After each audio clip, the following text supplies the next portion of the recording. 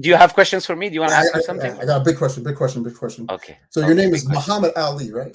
Like the Yes. fighter, like the champion. Yes. He's my Yes. favorite Like the fighter of all boxer. time. I'll Yes. tell you like Oh, that. mashallah. He's my favorite. He's my favorite. Well, He's so one of the people that we appreciate a lot and we like, and he's a very good person from our perspective. yeah, yeah, wonderful charisma. So Mm. so Muhammad is the last prophet of Islam, and then Ali is for the Shia is supposed to be like the other prophet, but Sunnis don't recognize him. I'm assuming you're Sunni by Are you saying this. asking the question or making a statement? I'm just making an assumption. That's all Okay. I'm Yeah. saying. No. No. That's Ali. all I'm making an assumption for. Yeah. Yeah. No. Ali is not a prophet. Ali radiallahu anhu is the cousin of the Prophet Muhammad sallallahu alaihi wasallam. Okay. He is what we call a companion of the Prophet. A Prophet had over 100,000 companions. Ali radiallahu anhu was one of them. But the difference is that Ali radiallahu anhu, he was also his relative. He was cousin. He's his cousin. But even Shias don't believe that Ali radiallahu anhu is a prophet. They believe Prophet Muhammad is the last and final messenger and last Yeah. prophet because the Quran states that. So they believe in the same Quran that we believe in. And I'm a Muslim because you were saying, I'm assuming you're Sunni or this. I'm a Muslim. A Muslim who follows the Quran and the teachings of the Prophet. No, I got you. I got you. I get where you come from. I got you. I am dying to ask you this question. Okay, go ahead. How did you get into Islam? Like, can you tell me your like the story? I don't know. You could be as long. Heck, if you want to, you could take up the whole time. You can just kick me off at the end of the 30 minutes. I would just love to hear how you got in. Like, were you born into it? Was it something that? How did you come to know that you feel that this is the truest faith in the world? I just want to know how you came to that conclusion. Okay, I'll tell you. I'll give you a brief story. Yeah, because No, you don't have to be brief, but if you want to, but I'll give you the brief story. Let's say I was not too old. Let's say I was young. Obviously, I'm still young. But I'm saying when I was much younger. Let's say I was 17, 18, something like that, right? Obviously, you live like any teenager would live or any young person would live. You just live your life, and your parents teach you about religion. You try to do because you're born with it, because your parents tell you to do it. Obviously, you do it. That's what most people do, right? Pray 5 times a day. So you pray 5 times a day, and obviously you don't do it seriously because your parents are telling you to do it and you're still young and you don't understand any of these things and you don't understand why you're doing a lot of the things, right? But I used to go with my father to lectures and hear scholars speak and stuff like that a lot, right? So I was young and then I was living, as I said, a young life. Normal young life, yeah, whatever it is, playing games on the computer or whatever young people do, all of these things, yeah. And then, wait, hold on, before you go on, what's your favorite game? Well, what games were you playing, man? Was it Call of Duty? I don't play these days. But when I was younger, I know. Yeah, I don't know if you know about these games or not. I used to play something was called. I ain't that old, man. Yeah. How old are you? I'm 37. Okay, yeah. So do you know a game? I don't know if you know this game or not, but it was called Conquer Online. Do you know about it? Anything? It's a PvP kind of game. You also got games like that old. I am that old. Yeah, no. You're not that old. No, but there was different types of games. Basically, I used to play. Some of them were online, right? Okay. And some of them were just on the computer, just basic games. The very basic games that you play just on the computer without connecting with other people. Basically, one day I just had this. It's a guidance from the Creator. So we believe Allah is the one who guides, right? So I had this realization of kind of thinking about life. I thought, okay, what do I want to be? What do I want to do in the future? How old were you? 17, 18. I was around 17. Still 17. Yeah, I was around 17 and 18. And what I was thinking is, okay, what is the purpose behind whatever I'm doing right now? So I'm playing games, I'm doing stuff. Why am I doing? Where am I going? Okay. So I thought, okay, let me work, let me study, let me go to university, and let me get a good job, and then let me make money. I'm sorry, I don't mean to cut you. Go ahead. No. You can interrupt anytime. I don't want to do that because I just want to. So I know you live in London. I'm in America. Were you originally from London? And I'm not trying to say that out of any disrespect. I'm not. I'm just trying to say I don't know. Are you originally from London? Because you sound like you have a little bit of an accent to me. I do have an accent. But the thing is, I'm not from London, so I don't know how people who are Muslim. No. I do have an accent. I do have an accent. But this is the thing about me. I don't talk about my personal life, right? When it comes to social media, I try to separate between the personal life and the basically what we're doing for the sake of God, right? Two separate things for me. So no, I was not in London, but I'll give you that. I'll tell you that I was not in London, right? Okay. So I wasn't in London. And I was in a Muslim country. I'll give you that as well, so you can maybe get some context around that, right? So what I was thinking, as I said to you, okay, let me study, let me get good grades, okay, and then I'm gonna get a job, and then I'm gonna get money, and then what? Afterwards, what should I do? Let's say I make all money I want to make, okay? Yeah. If I make so much money, how much clothes can I really wear? Just one outfit. on the day. It doesn't matter how many wardrobes that I have. Just one outfit I can wear per day. So there is no difference between me and the person who literally has no money. He's wearing one outfit per day. Yeah. I'm wearing one outfit per day, right? I was thinking, okay, if I make so much money, when we look at the food, right? How much food can you really eat? You can eat for one stomach. The poor person who has no money can eat for one stomach. And probably the food would taste better for him. Because the more food you eat, the less the taste of the food that you feel. That's why in Ramadan, when we fast, we feel the biggest taste of food. How long do you guys fast for? 30 is days. it like a day? Oh, it's 30 days? It's So you 30 guys days. actually fast no food for 30 days straight? Yeah. And from dawn all the way to sunset, no water, no food, nothing. No water, no food. From dawn to sunset for 30 days, right? And then when sunset, we can eat, obviously, until dawn. And then next dawn, we have to fast until sunset and for 30 days, right? So when you fast this long and you don't also drink water and you don't eat food, whenever you start eating something, you actually taste the food. You ask yourself, is this the same food that I was eating last month? You know, it is the same exact meal from the same exact place, but it tastes completely different, right? So what I'm saying is, so I'm saying is that poor person might enjoy the food more than you, even if you're the richest person in the world, but because you're always eating certain things and you're always eating, and you get tired of the food eventually. When you eat the same thing every day and you eat the same thing, you always have to change because you already got tired. Even if you like the food, you got tired of it, you want to change it, right? So I was thinking like this, okay, you can only wear one outfit. You can only eat for one stomach. So you can only drive one car, even if you have 100 cars. You can only live in one house, even if you have 1 billion houses. So in reality, money is not giving you that much as people think money is giving you. That's what I was thinking in my mind at the time, right? And then I said, okay, let's say I became the richest person in the world. Richest man in the world, right? Let's say I became whoever the richest man in the world is today. You know, I'm not sure who he is. You know, he always changes, isn't it? I'm the richest man in the world today. I was thinking that can give me a lot of depression for so many reasons rather than giving me happiness. You understand? This level of money, rather than actually giving you happiness, look at the richest people in the world. It can give you a lot of depression for how all the stock market changes, the money goes, the money comes, what happens in your life, right? People are trying to cheat you. Friends are fake friends that are trying to get your money. They're not actually your friends. And when you start thinking about it, you actually realize that being so rich is not that good. But I said, okay, let's say I was the richest person in the world. Yeah. I had all the money in the world. I had everything in the world, right? Mm-hmm. Then what?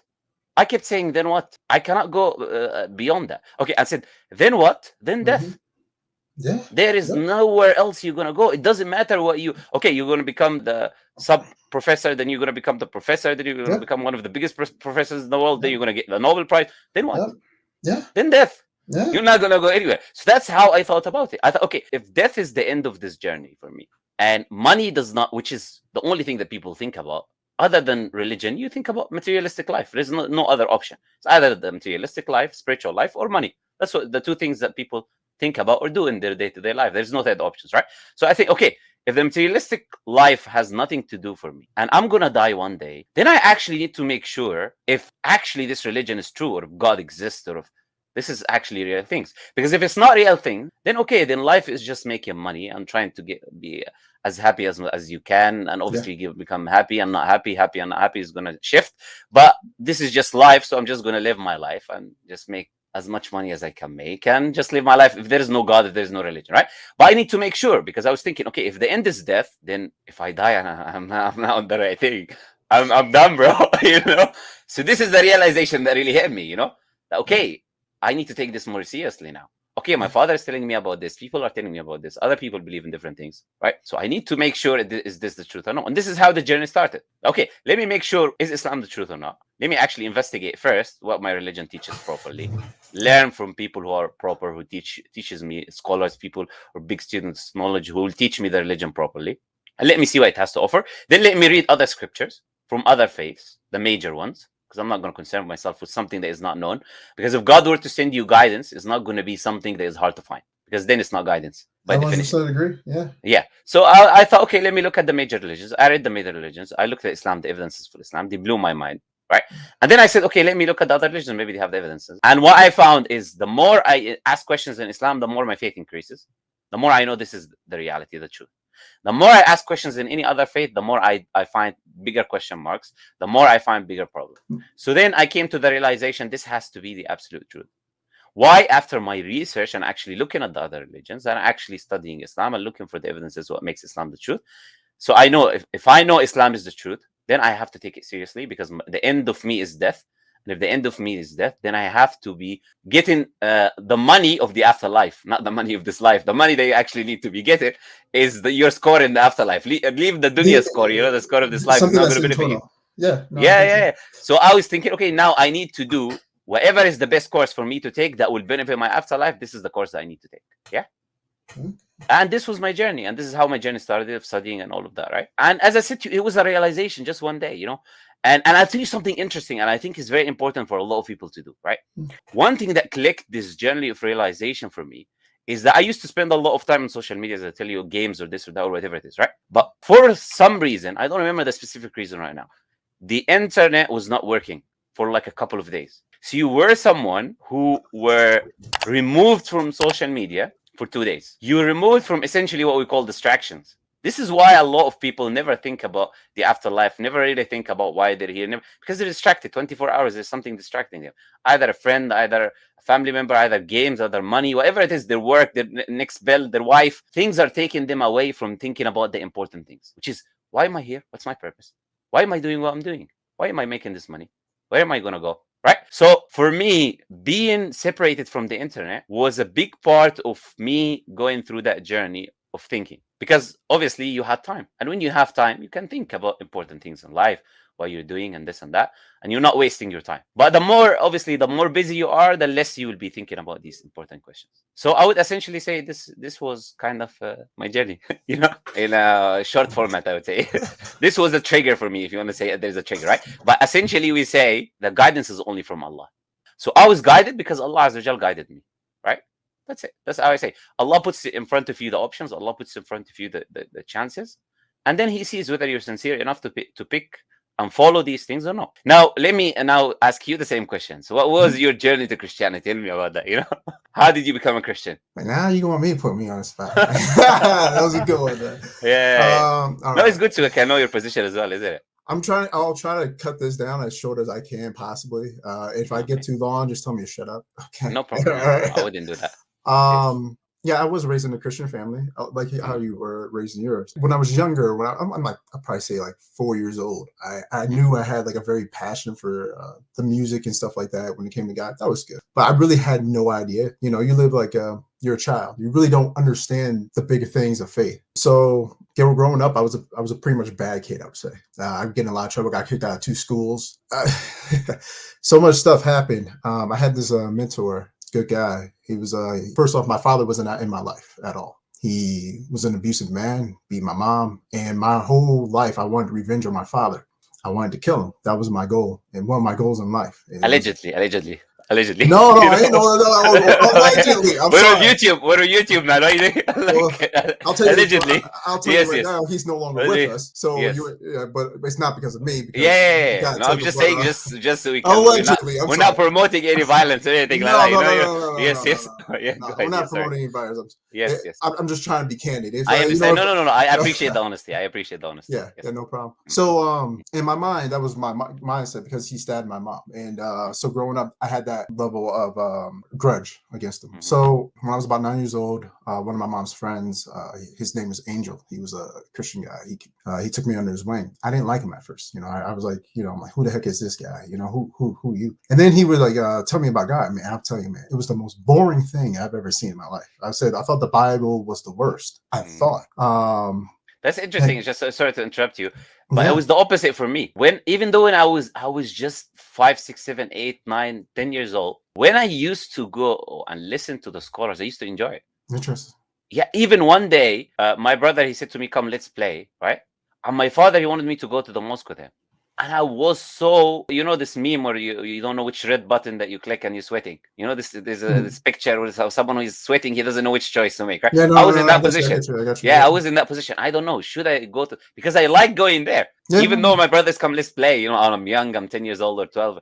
But I did used to love it, right? This was one of the things for me, But sorry, go ahead. You said you didn't like it. No. So boring. It was boring. No. See, let me make it more clear. When it's a bit different.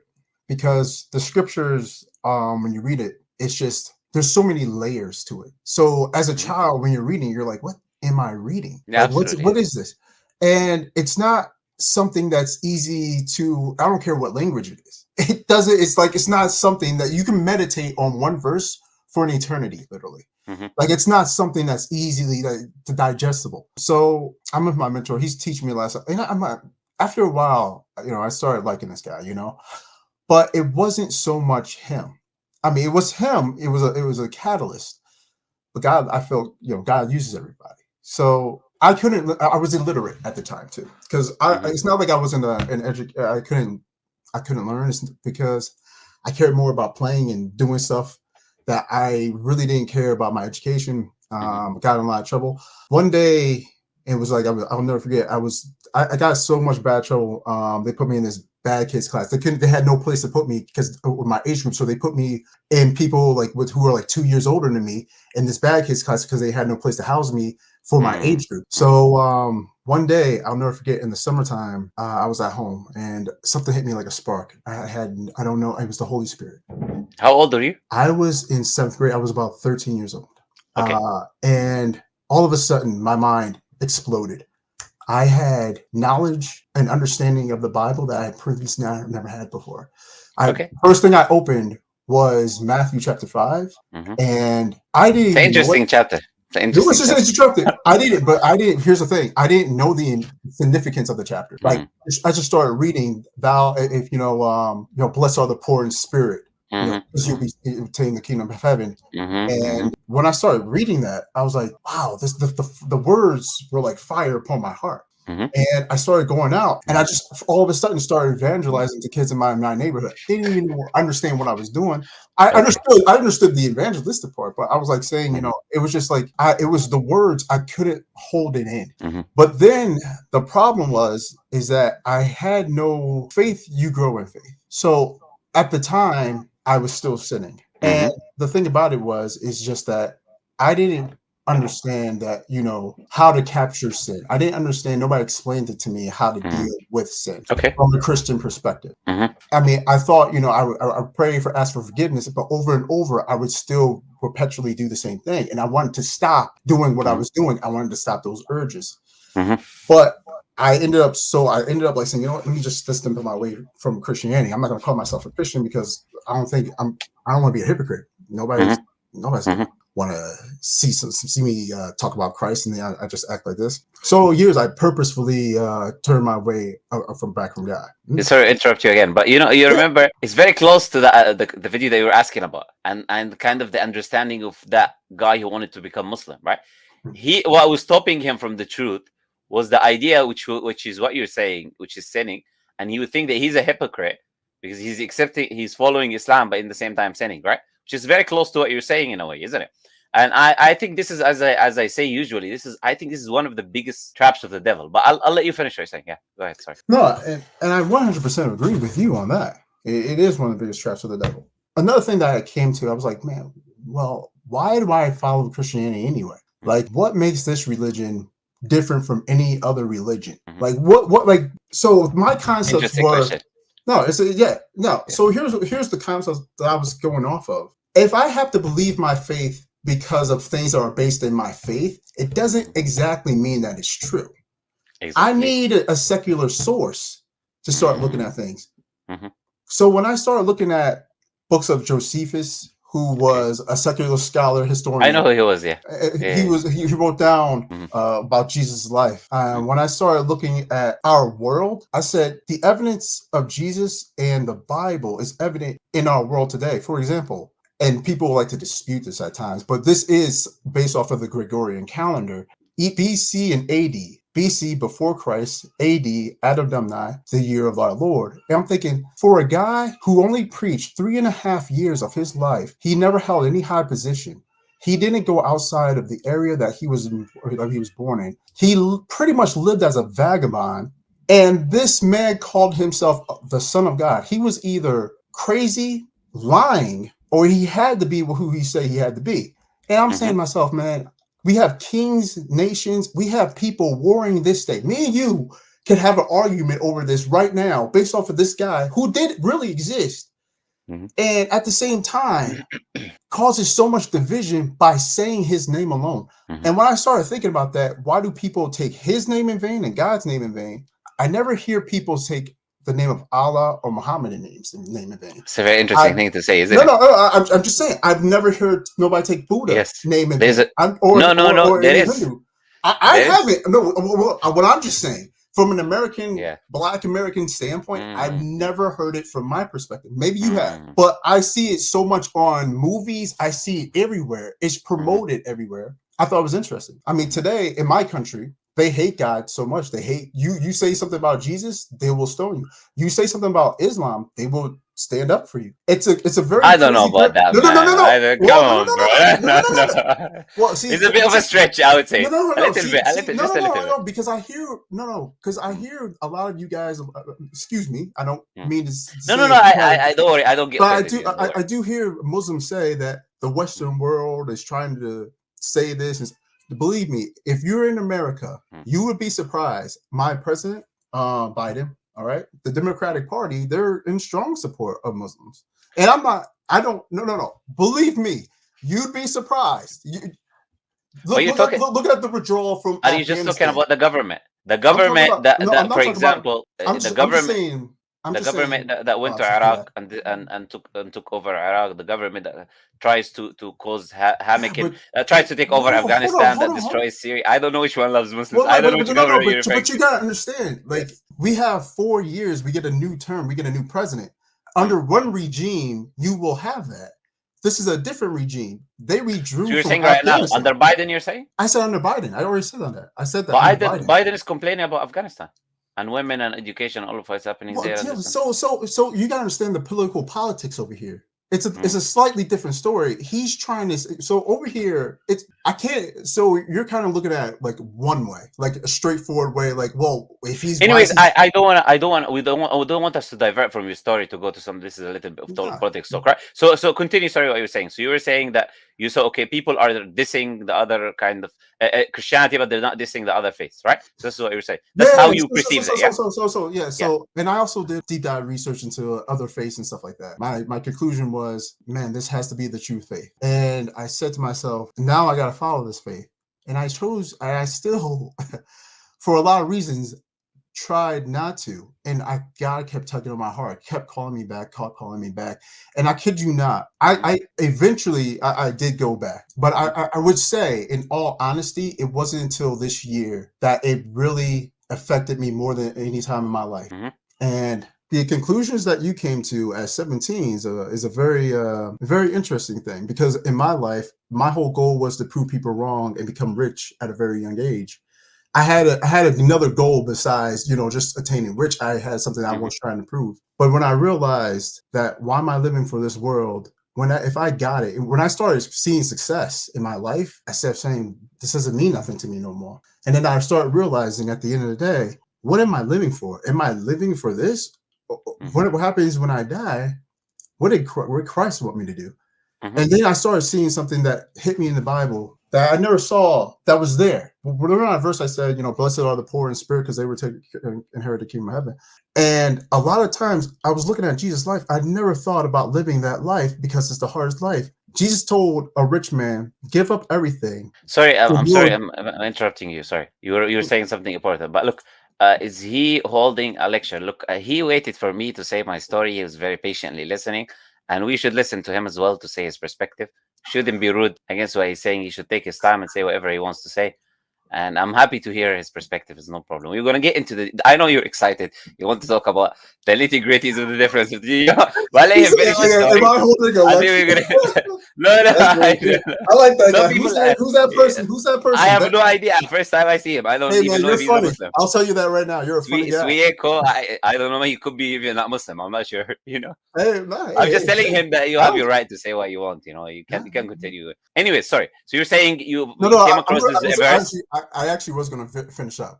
This was. Yeah, I know you were. But I'm just telling them this, so you don't get any of these comments again. So long story short, as Jesus said that it's easier. So he asked the young man to give up all your riches, and you'll have more eternity in heaven. And the young man walked away because he had so much riches.